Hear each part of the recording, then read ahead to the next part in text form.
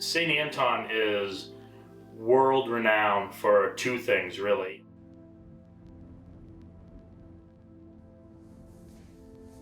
Obviously, the skiing to begin with. I think it's the 5th largest ski resort in the world. A lift ticket in St. Anton gets you 98 lifts. You can talk to people till you're blue in the face and they think they understand it, but until they've been there, they don't really understand how massive it is.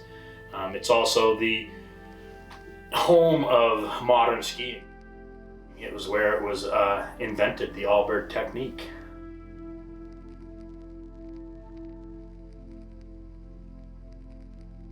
And secondly, it's also renowned unequivocally to be the most hedonistic après ski scene in the world.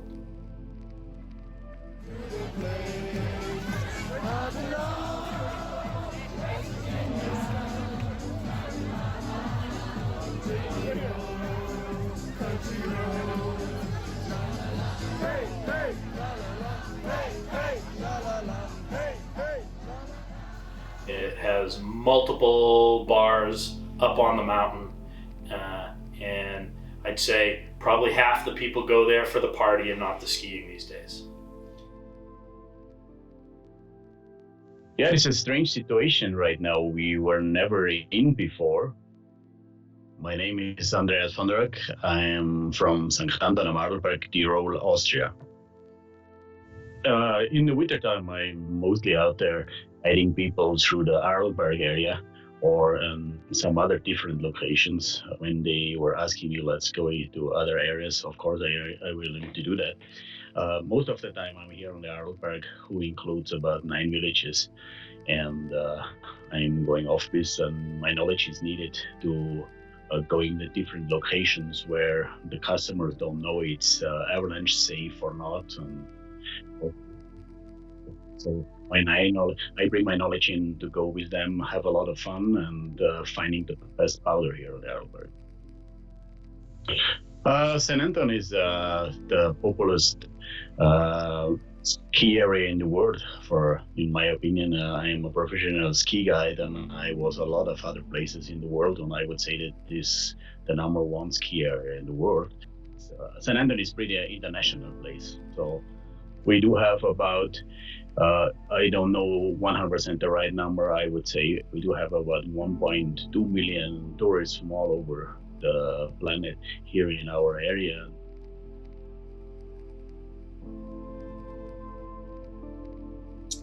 So in the winter, St. Anton's approximately got 11,500 beds. So yeah, if you compare that to the approximately 2,500 population, there's a big change to the dynamic of the town come the winter season. My name is Barbara, and I grew up in the town of St. Anton and spent some time in Australia, and that's where I met my husband Christopher. So together we run Altira Rooms and Apartment. So we're a mixture of bed and breakfast accommodation and self-catered apartments. We're around 35 guests. That's our standard occupancy. Yeah, so we're in St. Anton. We bought this place in 2012, and this is what we do. We saw this would have been in late February, the effects that was happening in northern Italy. Travel time wise, the epicenter of it was, it's less than a 4-hour drive from where we are. We weren't particularly concerned at that time in February. I suppose fortunately for us, when it did impact us in March, we were sort of 3/4 of the way through the season. We could have had a very different business impact had this occurred in December. The actual cases in Greater St. Anton really started showing up in the first week of March. There was an isolated case, I believe, of a Norwegian seasonal worker that had gone to northern Italy, and he was living in Petnoy, which is a suburb of St. Anton, and he actually tested positive. I believe that was either the very end of February or the first week of March. My name is Schneider, and 9 months of the year I live in Denmark, Maine in the US, and 3 months of the year I live in St. Anton am Arlberg in Austria. I own a couple of businesses. It's really real estate driven. I own a cafe that I lease out on a 10-year lease, and then I have in my home, I live on one floor, and then I have 3 other apartments that I rent, and I rent them a combination of seasonally and weekly, and I have guests come from all over the world for 5 months of the year. This became an epidemic because it was spreading at a rapid rate and nobody really knew. I'm Christoph Schneider. This is my wife, Hannah. We are from North Conway, New Hampshire, currently in St. Anton, Austria, where we just had our quarantine lifted yesterday. We live here 6 months out of the year. We plan to return next month if we can get back into the country. So we own a boutique hotel. It's right in the center of St. Anton. It's right in the middle of the Fußgänger zone in the village. It was March 13th, Friday the 13th. And there had been talk for the better part of a week or so that the coronavirus was discovered in Ischgl, where there had been a bartender that worked at one of the après ski bars, and he had infected over 200 people. Most of the people that were infected or that became infected, they didn't have the proof of, because most of them came from Italy.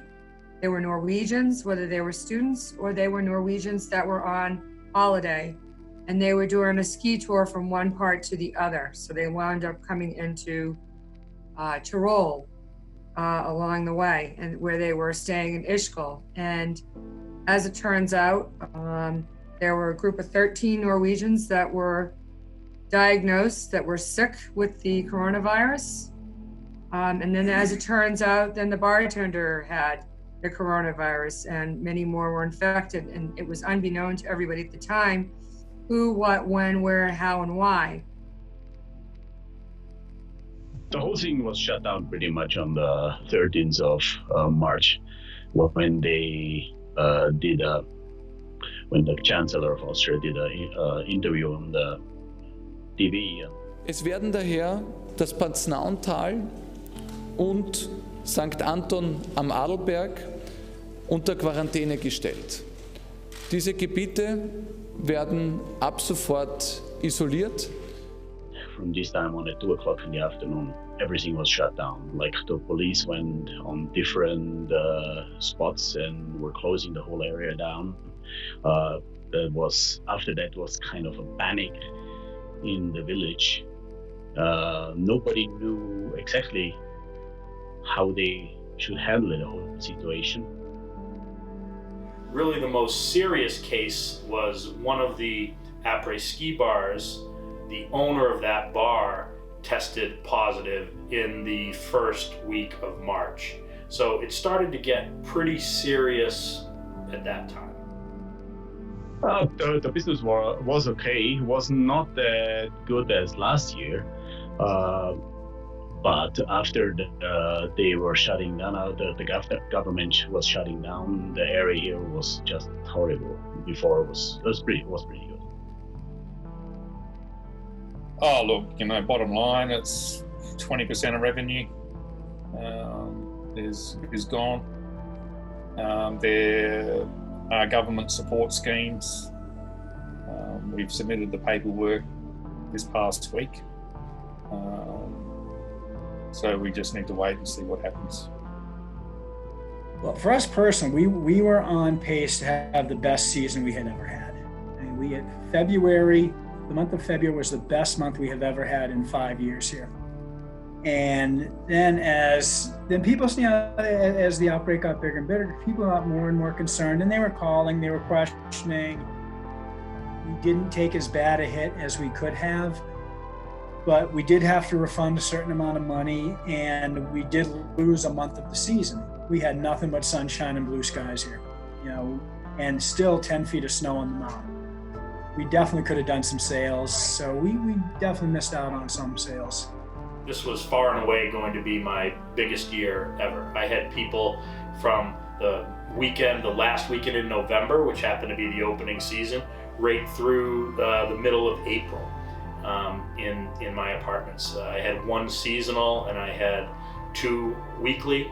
I had people from, I had Russians, I had a lot of Dutch, I had Germans, I had some Austrians, I had some Americans, and I had some Italians. We realized that our guests that were coming from Italy were from Milan, we had to start taking extra precautions about how to deal with them, both on their arrival and our interaction with them, and then cleaning their apartment and preparing for the guests that were coming in literally the day after they left. It still at that point felt exactly like a normal March in St. Anton, very busy, loaded with people. The bars were packed, the restaurants were packed. The business at my cafe was the best it had been all season. We went to some of our favorite après ski bars. We would ski all day and have a great time, just like everything was normal. And then we would go to these big après ski bars, and they were loaded with people. I mean, thousands of people in these facilities, standing shoulder to shoulder. And we were being served food and drinks by people that 2 and 3 days later were very sick and had tested positive for COVID. It was a rapidly changing situation on the 13th, and the normal solid communication really wasn't there. So, we had guests that were out skiing. It wasn't communicated that there would be opportunities to leave the next day. There was no public transport. The train stopped operating. So pretty much on that afternoon, the police and the army came in and closed the roads and closed the train station and closed the buses.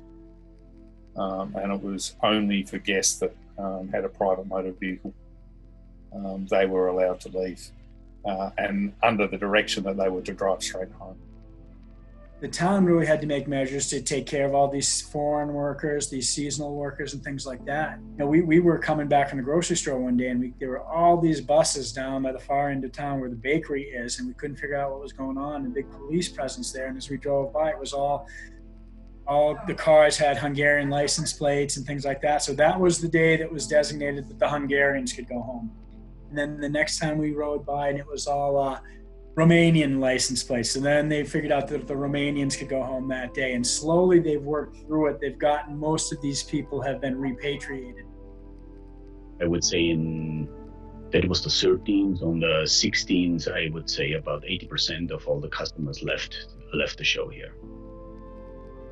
I went out there and I was looking to the gate where police and military was placed, and looking to the situation that, for me it was a little bit like looking to a Syrian refugee chain who are leaving a war area. I think directly affected Barbara and I who had it. Our son has shown symptoms. Our daughters who share the same residence have been asymptomatic. We've had guests that have tested positive, both from America and the Netherlands. So we had a group of 10 from the Netherlands, and 8 of them tested positive when they got home. So initially there wasn't many tests for our area. We were under quarantine. And there's a shortage of protective gear and masks and all that, but it's really improved over the course of 3 weeks into the disease. Yeah, so when they were they needed to make an informed decision on when to lift the quarantine for St Anton. So they requested volunteers, and they set up a drive-through testing station, and they tested approximately 40% of the population. You know, this is a couple of weeks after we had last shown symptoms. So we tested negative. Based on the positive test results, it was pretty much 1 in 7, so around 14%. And then they get the phone call saying that they're positive. You locked up for 2 weeks, like you should not leave the house at all. Yeah, so once you're tested positive, there's no way you can leave the house at all. For me, the first time, because I was spent not leaving the house for 2 weeks, because 3 weeks ago I got tested positive, and so a lot of other my friends here, and that made my situation especially even more horrible, like just only staying in the house. I talked to my doctor, and because of my multiple known exposures from the guests from Milan, the bartenders, and the places that I visited with people that had known to be positive with the virus, I was able to get a very rare test also, and I tested positive for COVID-19. But to say we will go to back to a normal for the next season, I don't think so.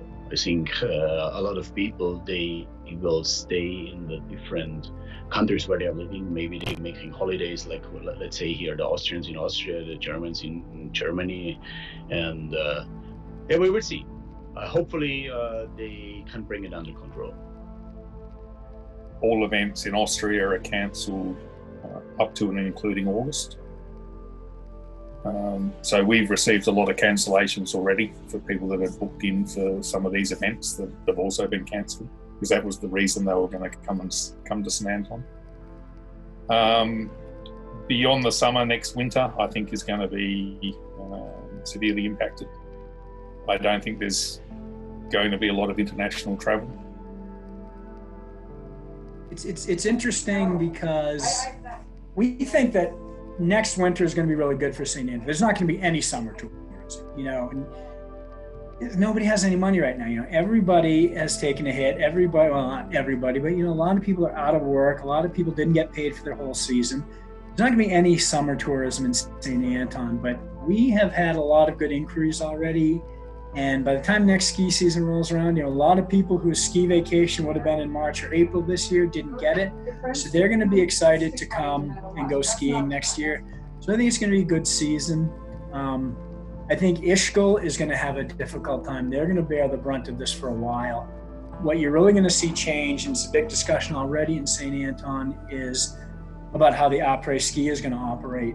You know, they're not these big bars like Mosworth that has 600, 700 people, you know, standing shoulder to shoulder all the time and going from noon to 8 o'clock at night. You know, those things are going to have to change. There's a tremendous amount of uncertainty with what's going to happen in these Austrian mega ski resorts at this point.